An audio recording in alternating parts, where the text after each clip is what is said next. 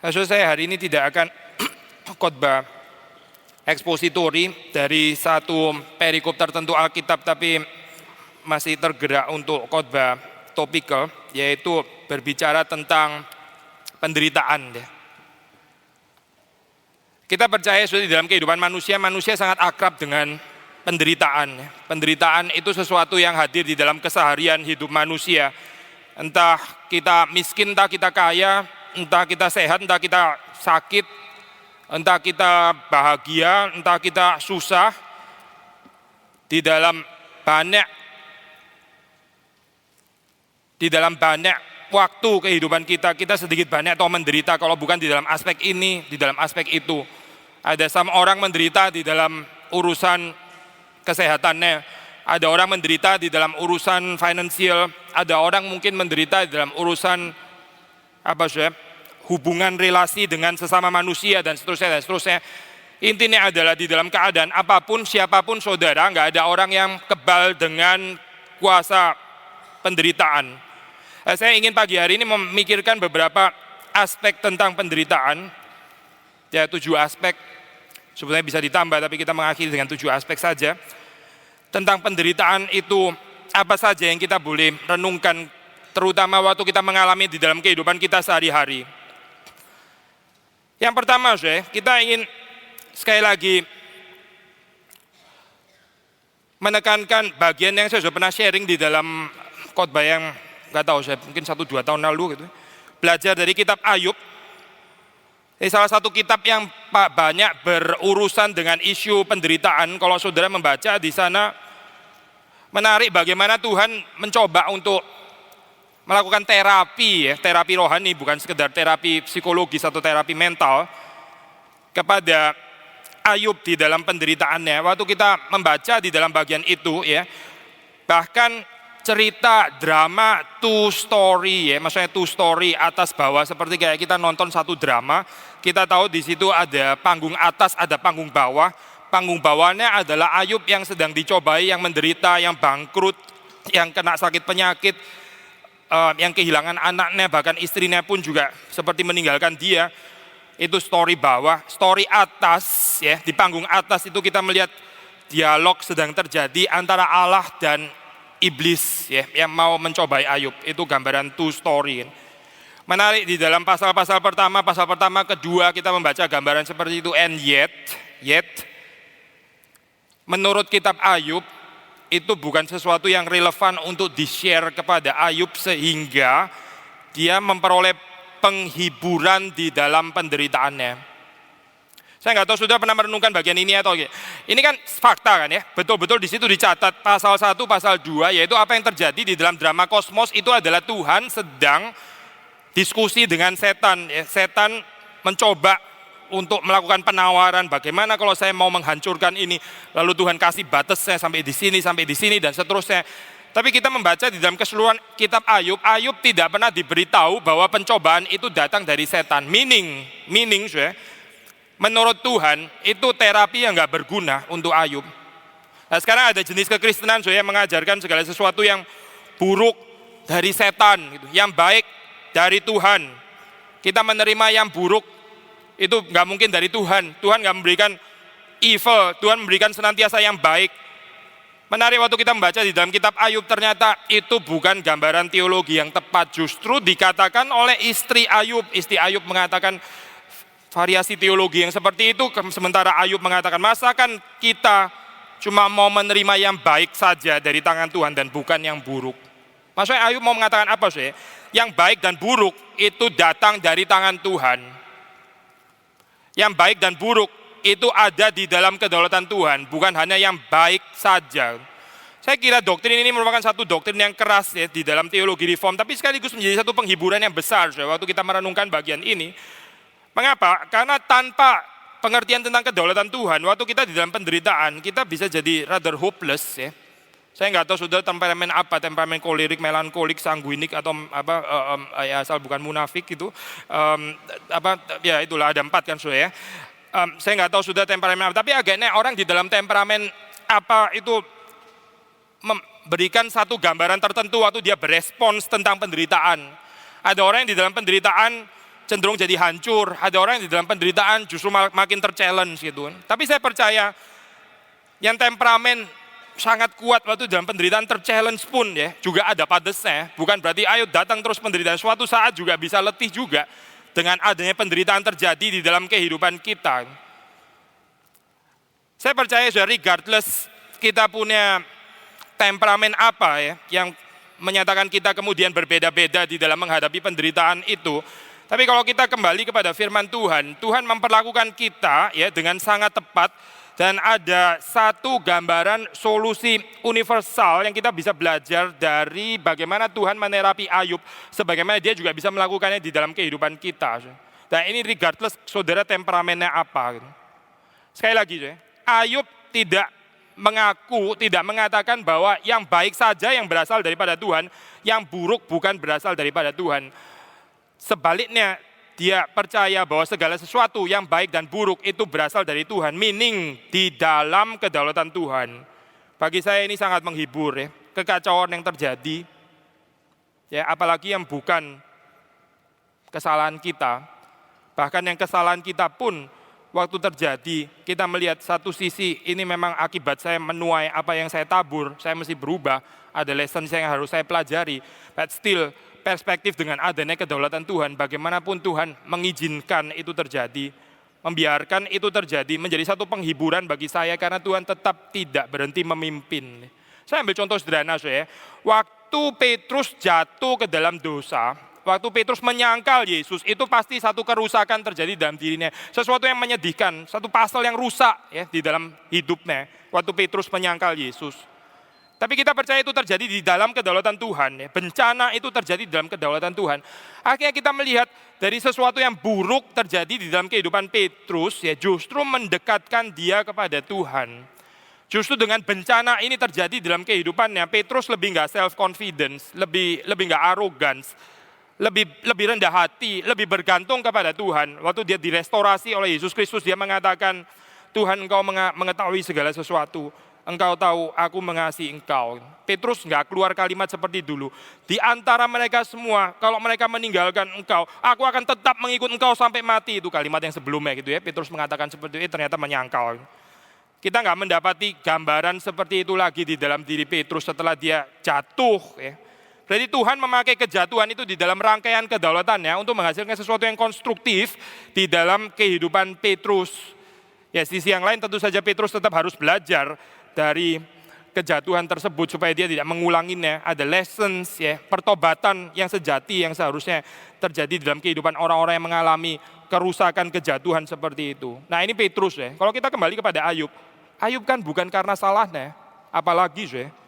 Ayub kan bukan bangkrut karena Alkitab nggak mencatat ini loh orang yang sedang dididik Tuhan bangkrut karena apa? Karena dia sombong misalnya. Nggak ada catatan seperti itu saya. Mungkin saja. Kalau saya ngomong mungkin itu ya, nggak bikin statement apa-apa. Saudara tahu ya, istilah mungkin itu sama dengan nggak bikin statement apa-apa. Kalau saya bilang, nanti saudara keluar ruangan ini, mungkin hujan, mungkin juga tidak. Ya itu sama dengan nggak ngomong kan, saudara kan ya. Mungkin hujan, mungkin juga tidak. Ya nggak usah ngomong apa-apa. Saya tahu itu. Pasti mungkin hujan, mungkin tidak gitu. Kemungkinannya juga cuma itu kan. Kalau nggak hujan ya hujan. Begitu saja gitu. Sama dengan nggak ngomong apa-apa. Jadi kalau kita bilang, apakah Ayub mungkin dia jatuh di dalam dosa kecolongan? Ya mungkin saja. Tapi juga sama dengan nggak ngomong apa-apa. Karena mungkin juga tidak. Yang pasti Alkitab nggak catat kejatuhan itu ya. Bencana bukan kejatuhan ya. Bencana yang dialami oleh Ayub itu karena dia ada sesuatu yang salah di hadapan Tuhan. Sebaliknya, on the contrary, justru kita membaca bagaimana Ayub di situ digambarkan sebagai orang yang sangat saleh, ya, yang hidup tidak bercela, yang sempurna, ya dan sebagainya. Dia dalam keadaan seperti itu dia mengalami juga satu pencobaan yang berat. Kedaulatan Tuhan membawa kita untuk berhadapan dengan Tuhan sendiri di dalam saat penderitaan. Kita bukan cuma menerima yang baik saja dari Tuhan, tapi kita menerima yang buruk. Yang buruk itu maksudnya pengalaman penderitaan itu juga dari tangan Tuhan. Ini baru adalah orang-orang yang mengerti kedaulatan Tuhan yang sesungguhnya. Kedaulatan Tuhan, terutama ujiannya, waktu kita bisa mengakui bukan hanya yang baik yang terjadi dalam kehidupan kita, itu yang dari Tuhan, itu gampang untuk ucap syukur dalam keadaan seperti itu. Tapi yang buruk juga dari tangan Tuhan. Ayub sendiri ada struggle sudah di dalam kehidupannya waktu dia mengalami hal seperti itu ya. Justru karena dia percaya kedaulatan Tuhan, justru karena dia percaya yang buruk juga datang dari Tuhan. Kalau dia ambil variasi teologi dari istrinya, yang baik dari Tuhan, yang buruk bukan dari Tuhan, nggak ada kesulitan, nggak ada struggle. Oh, ini bencana datang dari setan. Ya udah dong, berarti saya nggak usah berurusan dengan Tuhan karena Tuhan senantiasa baik kok. Tapi pencobaannya di sini menjadi satu benturan. Allah yang maha baik, ya, Allah yang maha baik, ternyata adalah Allah yang mendatangkan sesuatu yang buruk di dalam kehidupan saya, yaitu penderitaan. Lalu bagaimana saya mensinkronisasi dua hal ini? Nggak ketemu ini. Allah yang maha baik, tapi sekaligus juga adalah Allah yang berdaulat. Ya. Allah berdaulat waktu keadaan segala sesuatu baik. Itu gampang sekali sudah percaya kedaulatan Allah seperti itu. Waktu saudara sukses, waktu saudara dipromot, waktu kita dalam keadaan lancar, bahagia, terus kita mengatakan Allah berdaulat, kita bersyukur, kita bahkan bikin pesta untuk menjamu. Apa itu saudara-saudara seiman, saya dipromot, marilah bersuka cita bersama dengan saya. Itu gampang, lalu saya mengakui kedaulatan Tuhan di situ. Tapi mengakui kedaulatan Tuhan waktu saya kena kanker, mengakui kedaulatan Tuhan waktu di dalam keadaan saya bangkrut, mengakui kedaulatan Tuhan waktu keluarga saya berantakan. Nah ini yang susah kan, kedaulatan Tuhan. Mengakui kedaulatan Tuhan di dalam keadaan kacau balau. Variasi itu sekali lagi ya, selalu menarik. Oh yang buruk bukan dari Tuhan, dari setan gitu. Seperti kayak mau menyelamatkan Tuhan. Tuhan diselamatkan mukanya senantiasa baik. Tapi itu bukan ajaran Alkitab. Ajaran Alkitab membawa kita kepada diri Tuhan. Bukan di hadapan setan, tapi di hadapan Tuhan. Pergumulan saudara dan saya itu bukan bergumul di hadapan setan, bergumul di hadapan Tuhan. Bergumul di hadapan setan gak menolong kita kemana-mana. Nanti ada poin yang lain yang kita mau masuk ke dalam bagian ini ya. Tapi kembali kepada kitab Ayub, kita melihat di situ saya. Waktu Ayub menderita, yang terjadi sebetulnya adalah bagaimana waktu seseorang menderita itu begitu peka terhadap dirinya sendiri. Sangat peka terhadap dirinya sendiri. Very conscious terhadap dia punya existence. Penderitaan itu membawa kita ya jadi GR. Seolah-olah di dalam seluruh alam semesta itu pusatnya adalah saya. Saya pernah sedikit joking sama saudara ya, melalui satu lagu Evergreen yang terkenal itu. Dulu kan ada lagu itu waktu orang patah hati, terus dia komplain kenapa itu why the sun go on shining, terus apalagi saya, why do the birds keep on singing. Saudara tahu kan ya? Yang nggak tahu pasti umurnya lebih muda dari saya gitu.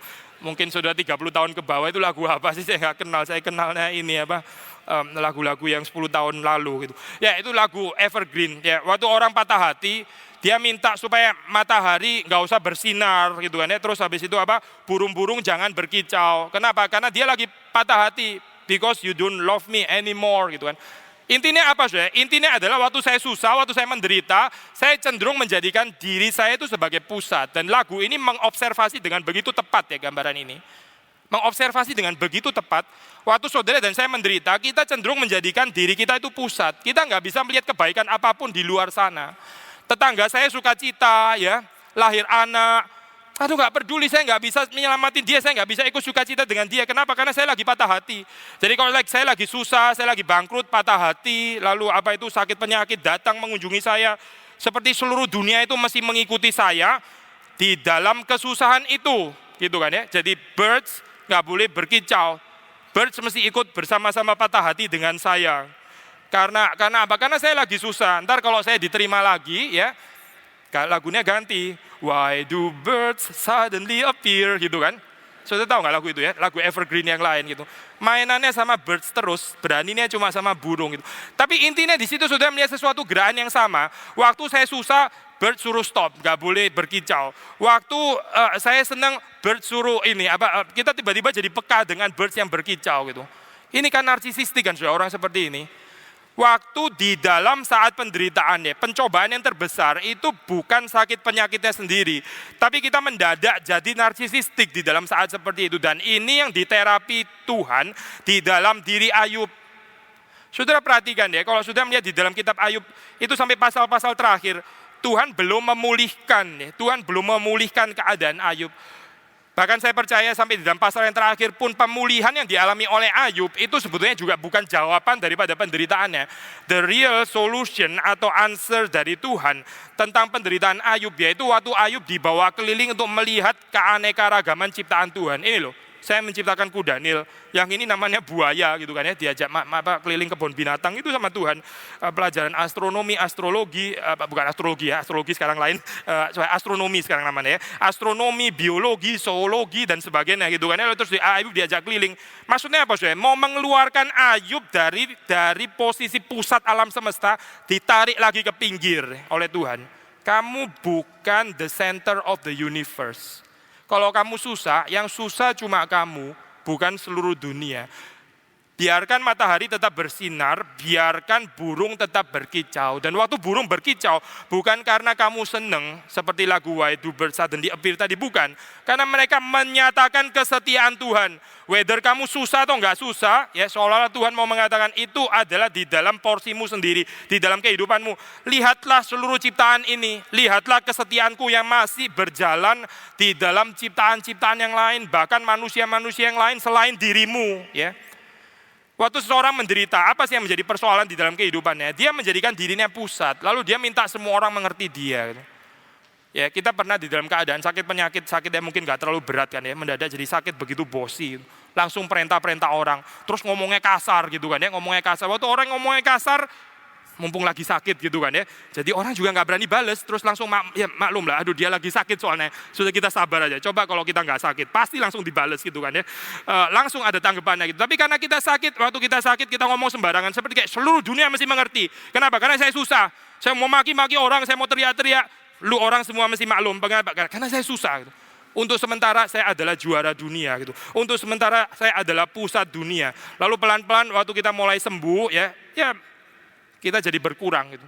Tapi intinya yang terjadi adalah apa saudara? Indeed seringkali waktu kita menderita, itu kita menjadikan diri kita itu menjadi seluruh pusat dunia yang semua orang itu mesti mengerti saya.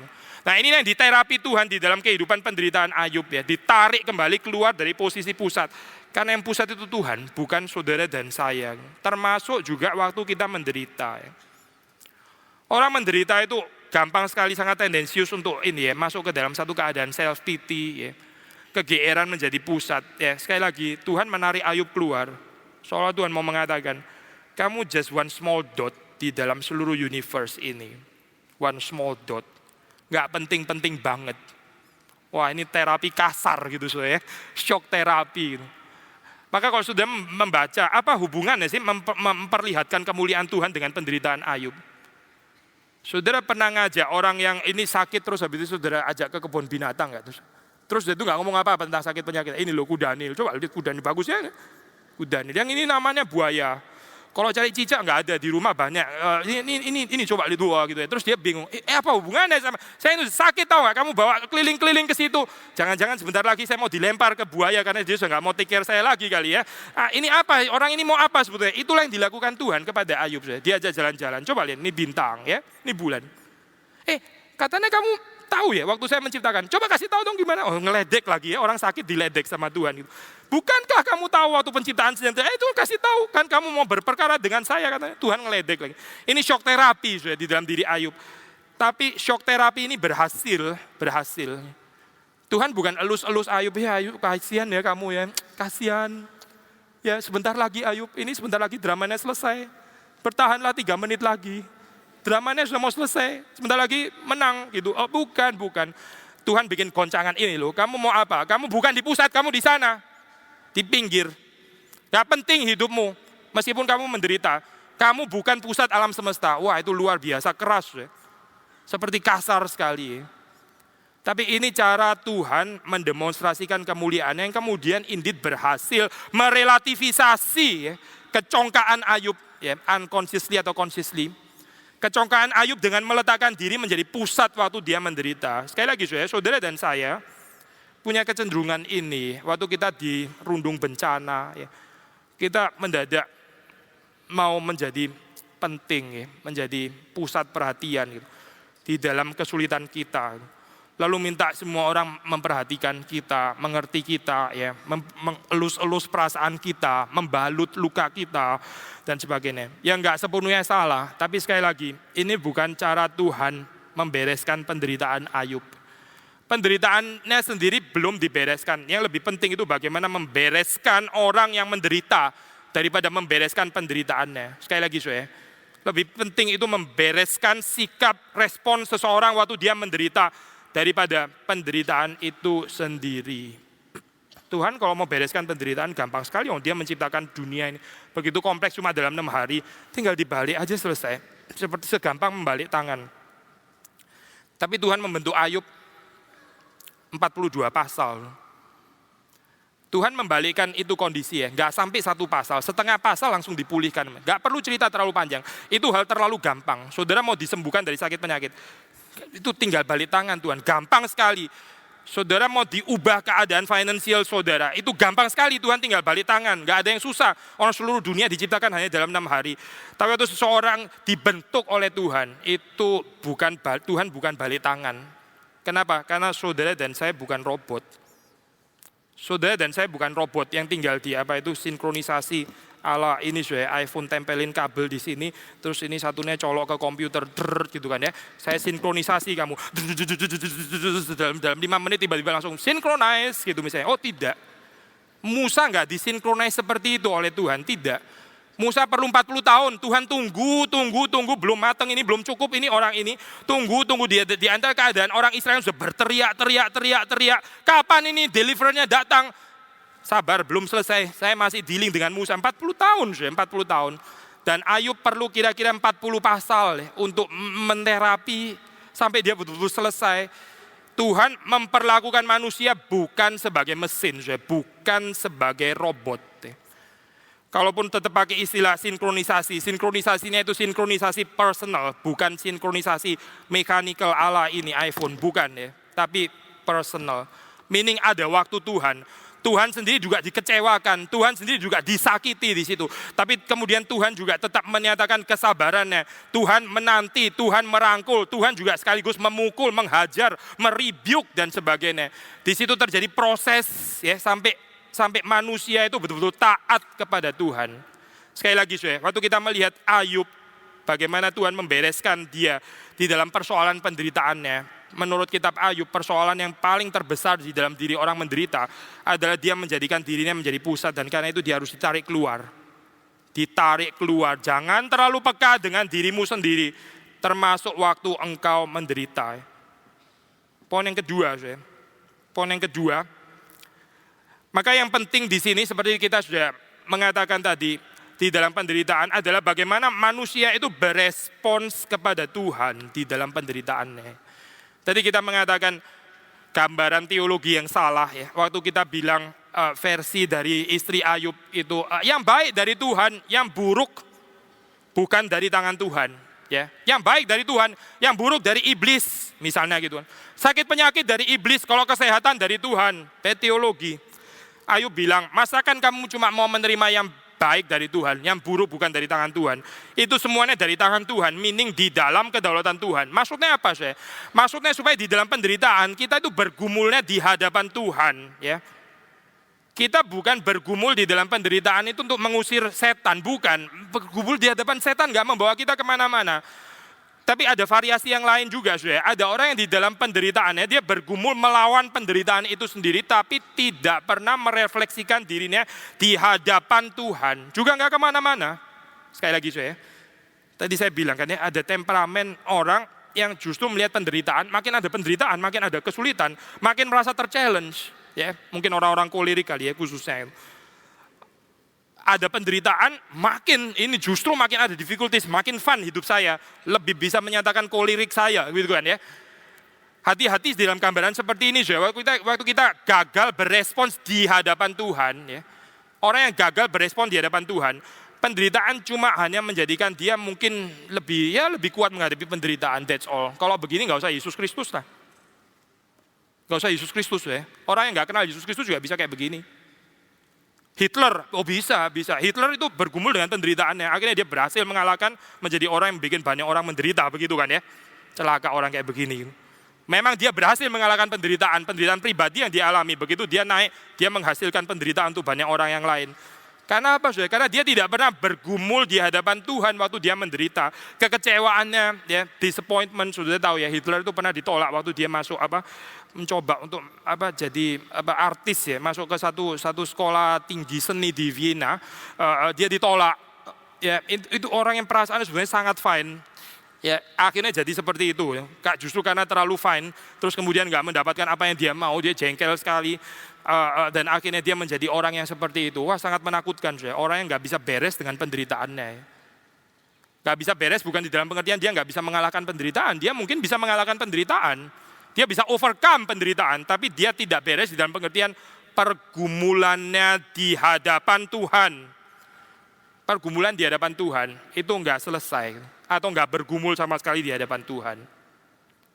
Saya punya kesulitan, saya bisa berjuang dengan kekuatan saya sendiri, kemudian saya mengalahkan kesulitan itu satu hal, itu juga anugerah Tuhan sih, clear. Kita dapat dari mana kekuatan kalau nggak dari Tuhan? Pasti semuanya dari Tuhan, tapi itu nggak tentu membawa kita lebih dekat kepada Tuhan.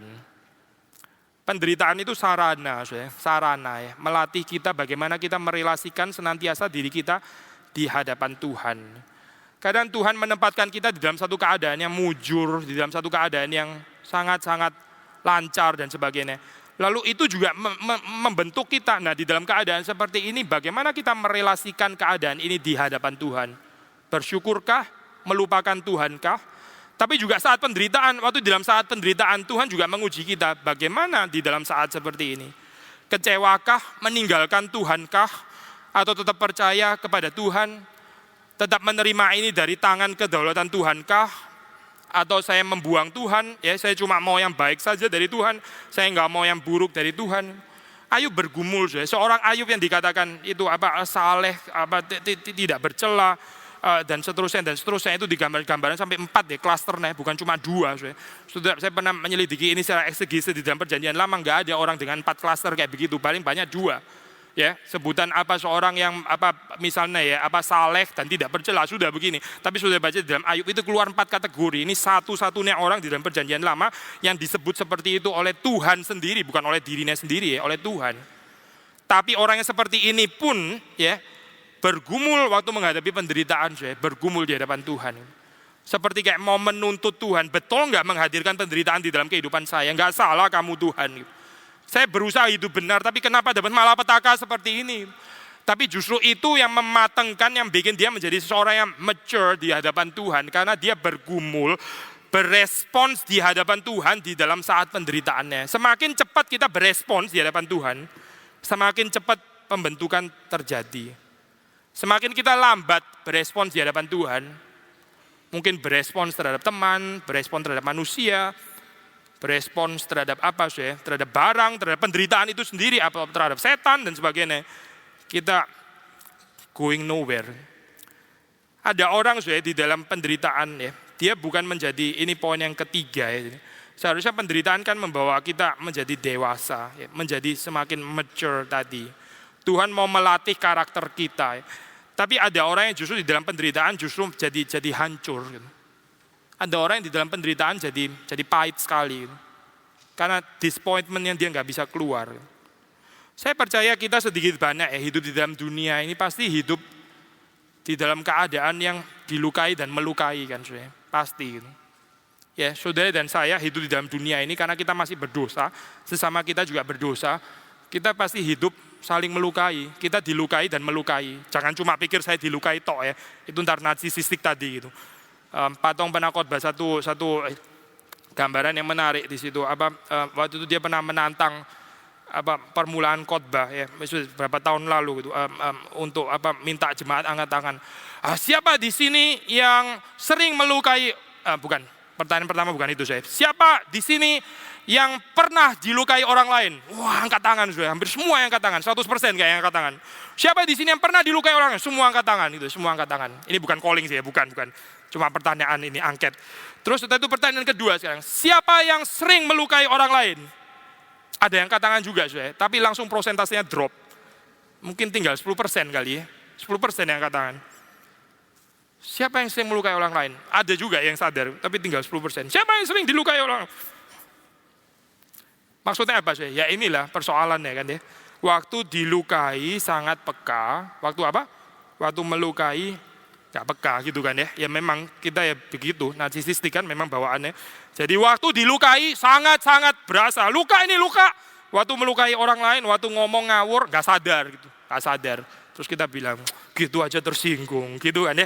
Gitu aja tersinggung. Tapi kita gak pernah ngomong kalimat itu kepada diri sendiri. Hai jiwaku, gitu aja tersinggung gitu kan, gak pernah kan saya. Gak pernah, kita selalu ngomongnya ke orang lain, gak fair kan, asimetri itu. Balik lagi saya, kita memang cenderung lebih peka waktu kita dilukai daripada waktu kita melukai. Katakanlah kita lebih peka pun waktu kita dilukai, ya, waktu kita dilukai.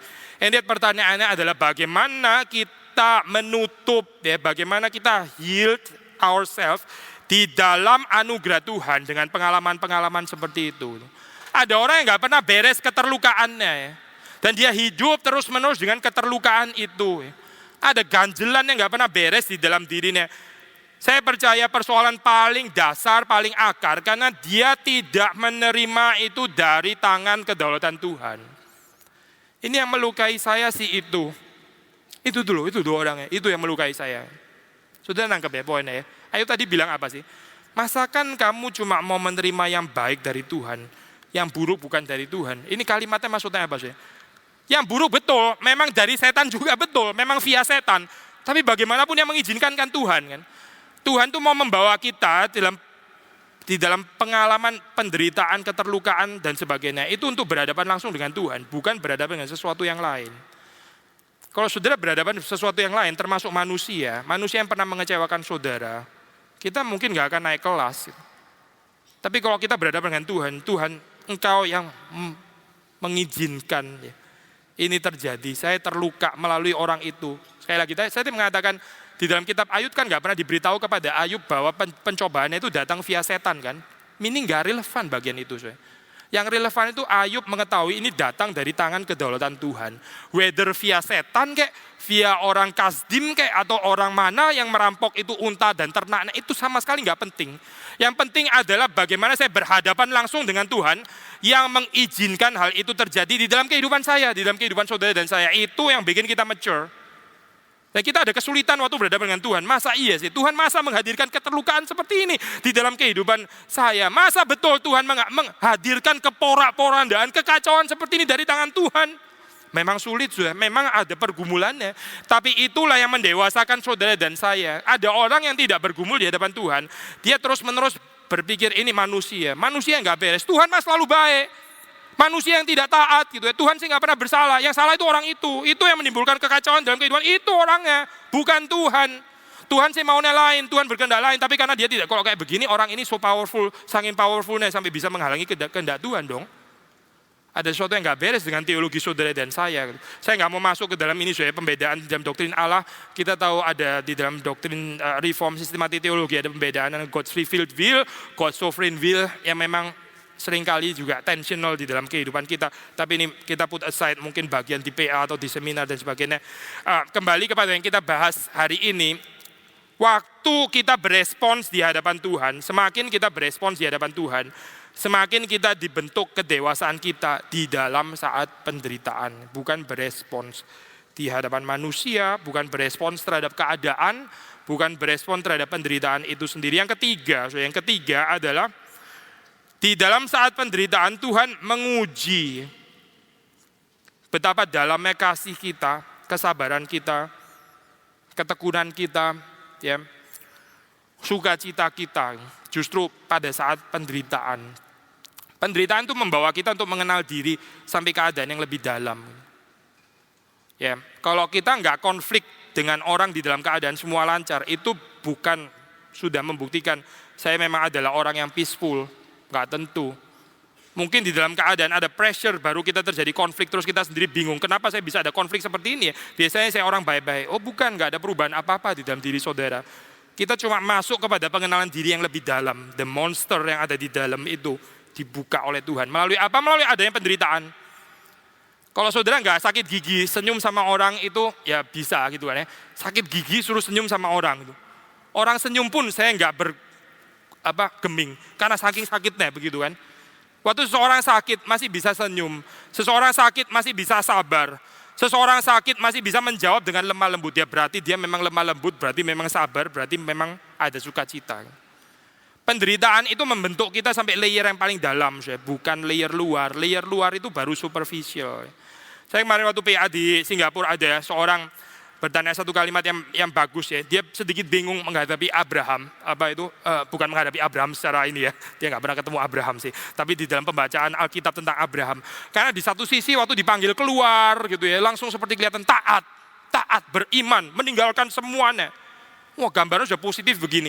Nggak jauh di pasal berikutnya digambarkan bagaimana di dalam bencana kelaparan dia kemudian terus ke Mesir lah, terus pura-pura bilang ini Sarah bukan istrinya lah, namanya saudaranya dan sebagainya.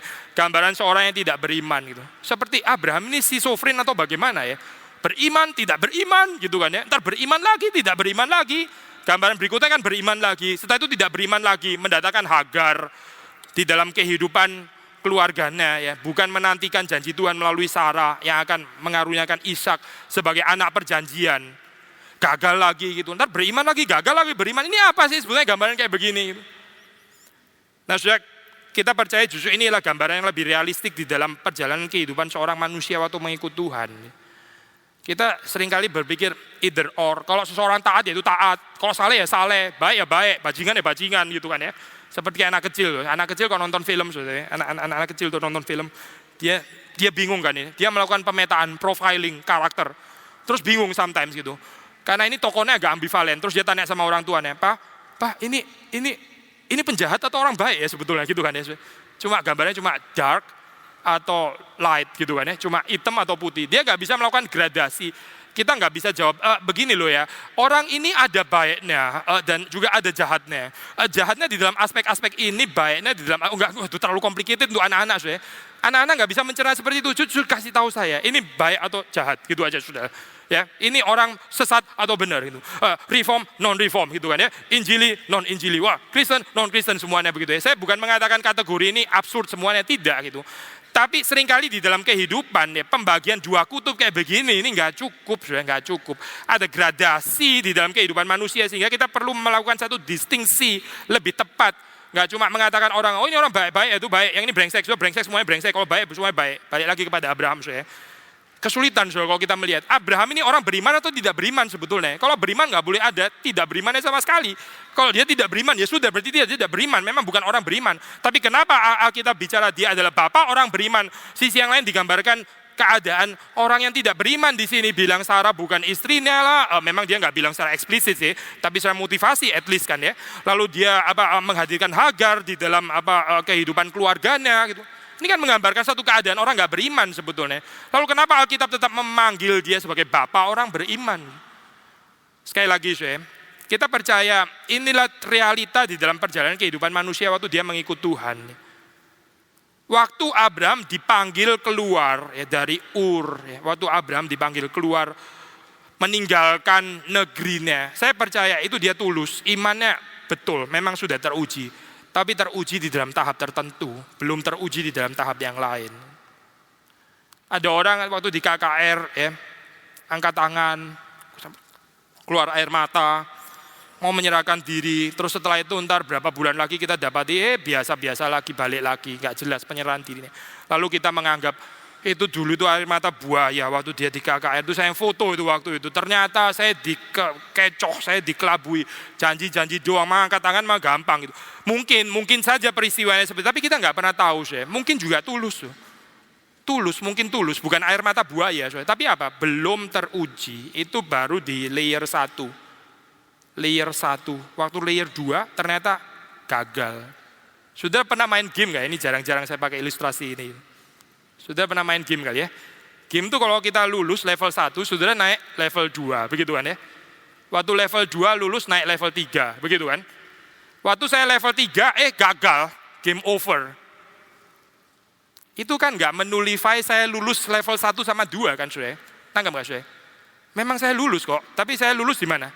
Level 1 dan 2. Di dalam tingkat kesulitan level 1 dan level 2, saya memang lulus. Level 3, ya memang belum nyampe ke situ, ya mesti train lagi, ya, mesti latihan lagi supaya bisa lulus level 3. Saya percaya itu yang terjadi di dalam kehidupan manusia. Ya. Banyak scholar ya itu mengkonfrontasikan Sampai mereka ada yang ambil kesimpulan, ini gambaran 2 Ayub. Masa di pasal pertama dan pasal kedua sudah menyatakan keberserahan kayak begitu? Masakan engkau mau menerima apa yang baik cuma dari Tuhan, yang buruk tidak? Terus apa itu? Aku datang dengan telanjang dan kembali dengan telanjang. Wah, kalimat bagus-bagus seperti itu semua keluar di pasal 1 ke 2. Menyatakan gambaran seorang yang berserah kepada Tuhan. Tuhan yang memberi, dia yang mengambil. Wah, so beautiful gitu kan. Tiba-tiba pasal ketiga mendadak jadi ganti. Mendadak jadi apa? Biarlah Tuhan menutupi hari kelahiranku. Biarlah tidak ada terang di dalamnya. Loh, jadi kok kayak begini ya? Bukannya tadi sudah benar-benar beriman. Sekarang kok jadi uring-uringan kayak begini? Apa yang terjadi dengan engkau, hai Ayub? Ya, kehidupan manusia seperti ini, Zwe.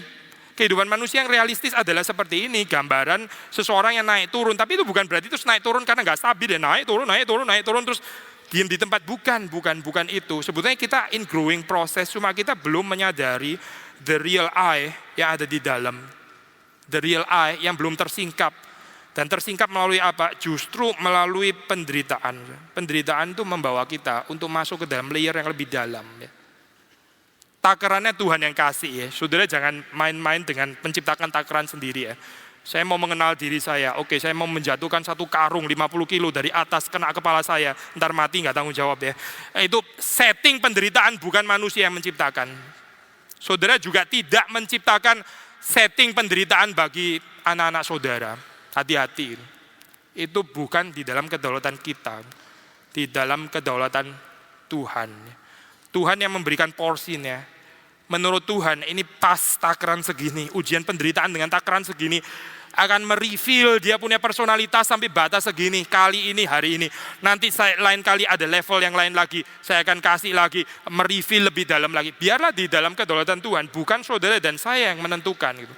Kalau saudara dan saya yang men-set itu, keadaan penderitaannya, kita bisa mencelakai orang lain, mencelakai diri sendiri, karena kita nggak tahu batas kekuatan kita sampai mana.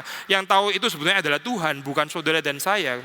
Tapi sekali lagi kembali, saya, waktu seorang menderita, dia indeed di dalam dirinya, itu akan diuji berapa dalam kasihnya, kesabarannya, ketekunannya, sukacitanya. Justru dalam saat itu, Tuhan mau membentuk kita sampai kepada akar, ya, radix, sampai kepada dalam-dalamnya. Justru melalui penderitaan, karena penderitaan menyingkapkan keadaan kita apa adanya. Yang ketiga, saya nggak cukup waktu kayaknya, kita mesti sedikit ngebut. Yang keempat,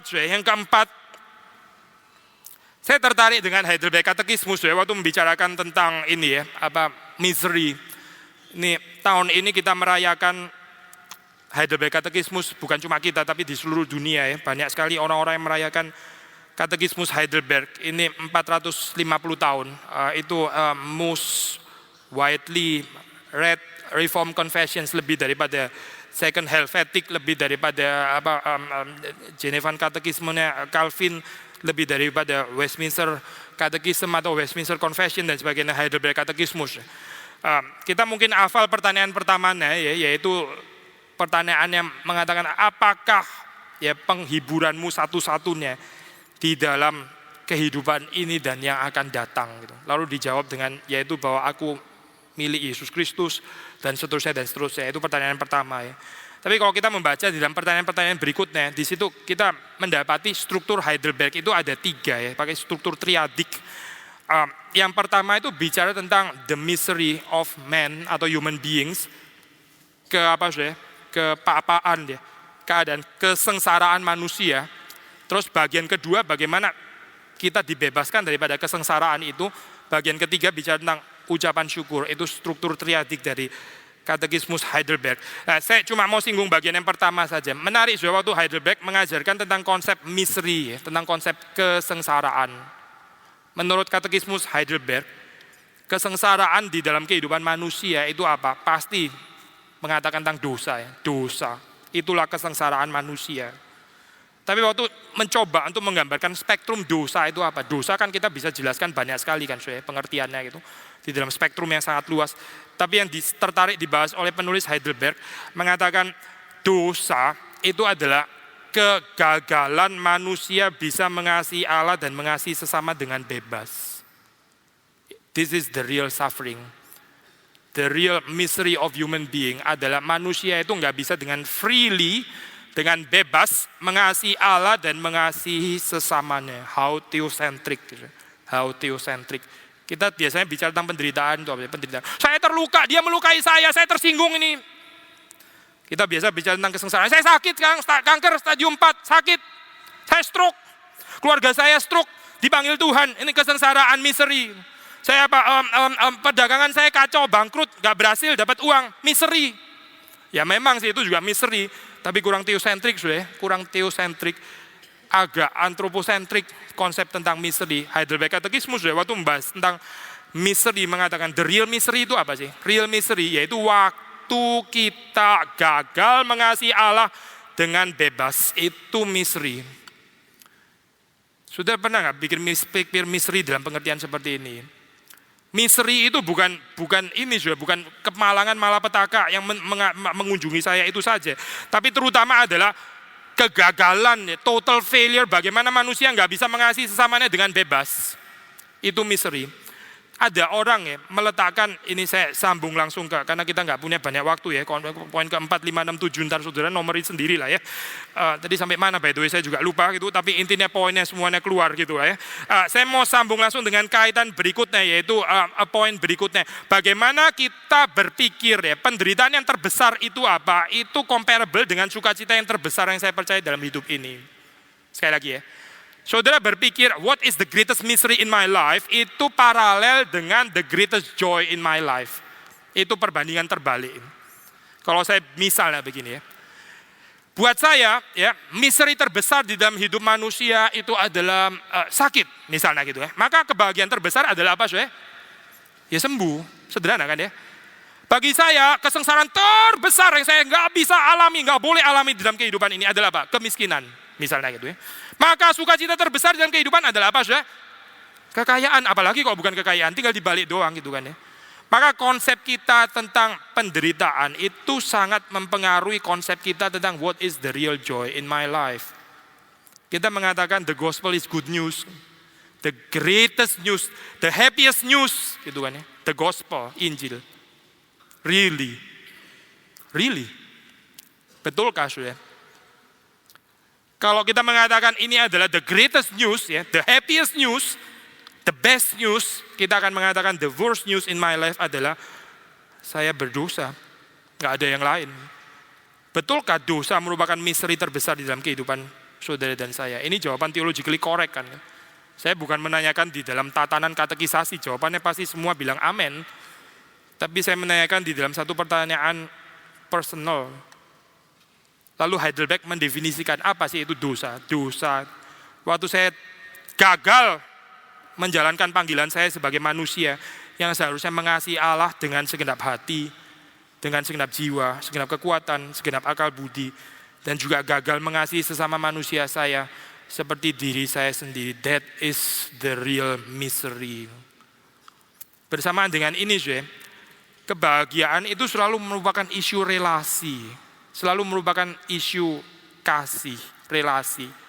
Ada orang berhasil secara harta, secara kedudukan, secara kuasa, kehormatan, ya mungkin selebriti dan sebagainya, semua orang senang. Tapi dia diam-diam di dalam hatinya hidup kesepian, miskin relasi. Ada orang yang jabatannya tinggi sekali, very powerful. Wah, sangat-sangat punya kedudukan, kuasa, tapi kesepian kehidupannya. Miserable, orang seperti itu miserable. Maka orang yang terus mengejar kedudukannya, terus mengejar tempat yang tinggi. Ironis sekali. Yesus yang kita percaya dari tempat tinggi turun ke bawah. Saudara dan saya seringkali dari bawah kepingin ke atas. Kacau sekali ya manusia, saudara. Sekali lagi, Yesus dari atas turun ke bawah. Karena memang dia dari atas, tapi manusia yang datang dari bawah, tahunnya cuma mau ke atas. Sebetulnya saudara dan saya dipanggil di dalam Yesus Kristus bukan untuk naik ke atas, untuk turun ke bawah bersama dengan Yesus Kristus. Turun ke bawah itu maksudnya apa sih? Memiliki spirit inkarnasi seperti Yesus Kristus. Balik lagi kepada pemberitaan ya, isu kita pada hari ini tentang penderitaan. Kebahagiaan bukan dengan berapa banyak yang saya miliki, bukan kekayaan, bukan kedudukan, bukan kuasa, bukan jabatan, bukan posisi, tapi relasi. The real misery itu bukan karena orang nggak mendapati kedudukan atau nggak dapat posisi, tapi orang miskin relasi kasih. That is the real misery. Kegagalan mengasihi Allah dengan bebas, mengasihi sesama manusia dengan bebas.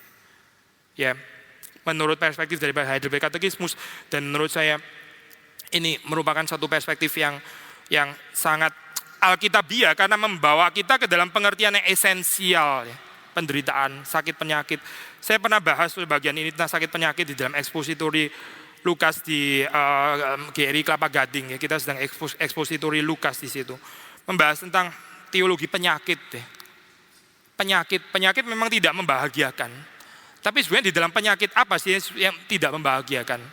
Ya, menurut gambaran Alkitab, ya, sebetulnya bukan penyakitnya sendiri, tapi di dalam penyakit orang itu jadi terbatas berelasi dengan orang lain. That is the real misery di dalam penyakit. Sudah pernah lihat orang yang ada ditaruh di ICU, ya, terkurung seperti itu, nggak ada relasi dengan orang lain. Kita mau berelasi dengan dia nggak bisa. Sudah seperti kayak sudah mati di situ. Gambaran Alkitab tentang kematian itu, terutama adalah gambaran relasional, bukan gambaran detak jantung. Itu by the way di dalam medis terus berubah, ya. Dulu zaman kuno orang bilang definisi mati itu apa? Nafasnya sudah nggak ada, begitu kan, ya? Nafasnya sudah nggak ada, mati ini orang, begitu kan, ya. Terus habis itu ganti lagi, ganti apa, saya? Ganti jantungnya sudah nggak berdetak, sudah nggak ada ini nih nggak ada denyut jantung lagi, ini mati sudah, begitu kan. Sekarang ganti lagi, brain death, ya, otaknya sudah nggak bekerja, denyut jantung boleh masih jalan, tapi ini orang sudah mati. Kenapa? Karena konsepnya itu pindah terus, ntar nggak tahu tahun kapan pindah apa lagi gitu. Dengkulnya sudah nggak apa gitu misalnya, nggak tahu lah saya, ya. Itu di medis kayak ganti terus definisi ini, definisi kematian. Tapi kalau kita kembali kepada Alkitab, Alkitab sangat menekankan relasi dengan kematian, dengan keterputusan relasi. Maka waktu Adam, ya, dikatakan mati kamu kalau engkau makan buah terlarang ini, engkau mati, betul-betul mati, karena relasi di-cut di situ. Ini bukan masalah Adam masih bisa jalan-jalan diusir, nggak apa-apa, saya masih bisa keluar gitu kan, ya. Di luar juga ada buah masih. Bukan, relasi di-cut oleh Tuhan, keterputusan relasi itu gambaran kematian Alkitabiah. Maka sudah balik waktu kita membicarakan tentang ini, ya, sakit penyakit, ya, kategori penderitaan. Betul, saya agree, itu memang penderitaan. Tapi penderitaannya sebetulnya bukan pada penyakitnya, tapi kepada kemiskinan relasi. Orang yang sakit nggak bisa bergerak, dia jadi miskin relasi. Jadi nggak ada relasi dengan orang lain. That is the real misery. Yang ironis adalah manusia modern berani mengorbankan apapun termasuk relasi demi mendapatkan apa yang mereka mau. Kedudukan, kuasa, jabatan. At the expense of rusaknya semua relasi, nggak apa-apa. Yang penting saya mendapat posisi itu. Konyol sekali, ya. Konyol sekali gambaran seperti ini. Maka sekali lagi kita melihat penderitaan yang sesungguhnya itu adalah urusan kegagalan manusia berelasi dengan benar. Comparable, paralel dengan itu, waktu seseorang mengalami kebahagiaan yang sejati, dia adalah orang yang bisa menikmati relasi yang bebas, relasi mengasihi dan dikasihi dengan Tuhannya, dengan sesama manusia. Terakhir, ya, poin yang ketujuh.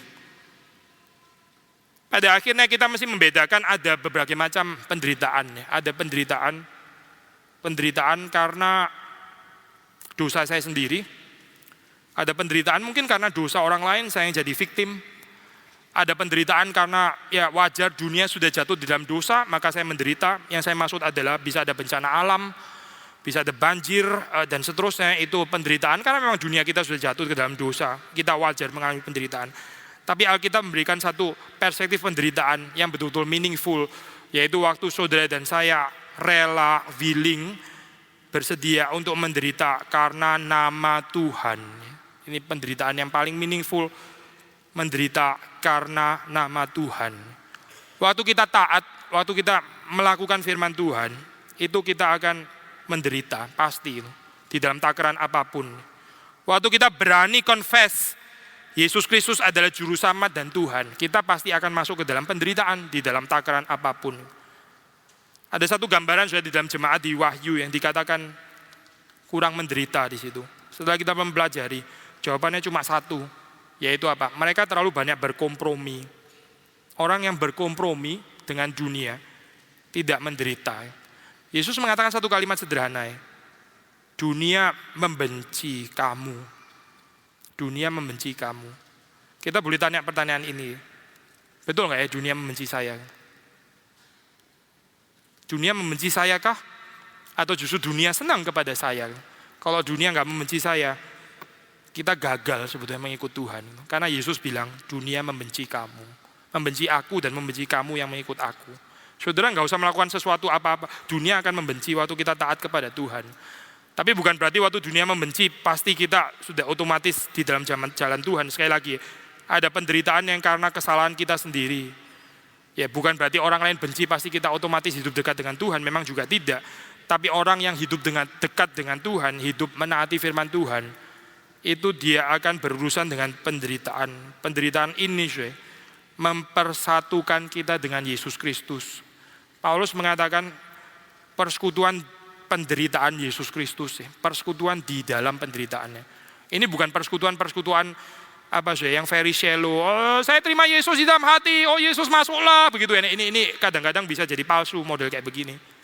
Ya, tapi ini satu persekutuan yang real, satu persekutuan yang sungguh terjadi waktu kita menderita karena Kristus. Di situ kita indeed dipersekutukan dengan diri Yesus Kristus sendiri.